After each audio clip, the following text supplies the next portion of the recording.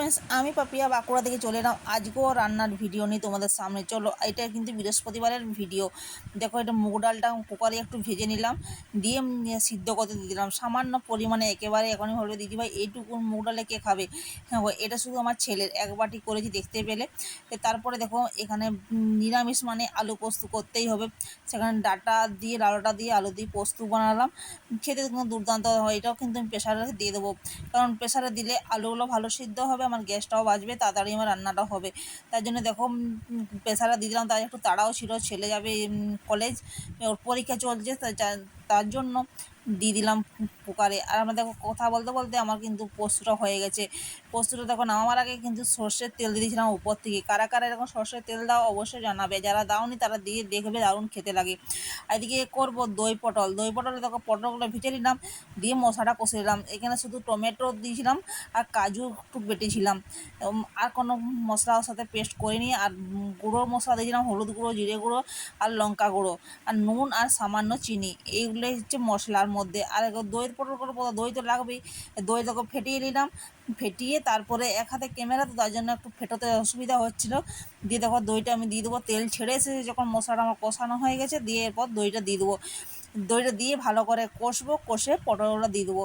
এ হচ্ছে আমার আজকের রেসিপি, সিম্পল রেসিপি।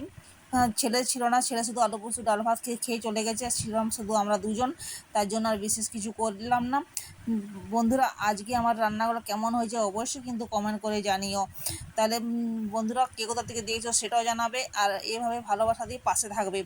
তাহলে বন্ধুরা, আজকের মতন ভিডিও থেকে বিদায় নিলাম। তখন তোমরা ভালো থেকো, সুস্থ থেকো আর পাশে থেকো। চলো, আর একটা কি, এটা না হয় দিনের গেল, এবার রাতের জন্য তো করে রেখেছি, সেটাও তোমাদেরকে শেয়ার করি। করেছিলাম বুটের ডাল, নারকেল কুচি দিয়ে বুটের ডাল। এই রান্নাটা হয়ে যাওয়ার পরে ভাবলাম কী রান্না করবো, রাত্রেবেলায় ছেলেদের এসে খাবে বিকেলবেলায়, তার জন্য করে রেখেছিলাম বুটের ডাল। বুটের ডাল কিন্তু খেতে খুবই ভালো লাগে, ছেলের তো আমার খুবই প্রিয়।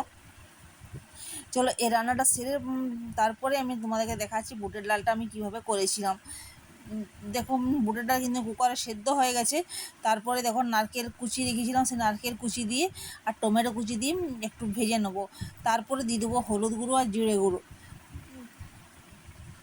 আমি কিন্তু আদাটা অ্যাভয়েড করে চলি। এখন বলে দিদি নিরামিষ একটু আদা দিতে পারতে না গো, আমি আদাটা একেবারে অ্যাভয়েড করে চলি আমার শরীরের জন্য।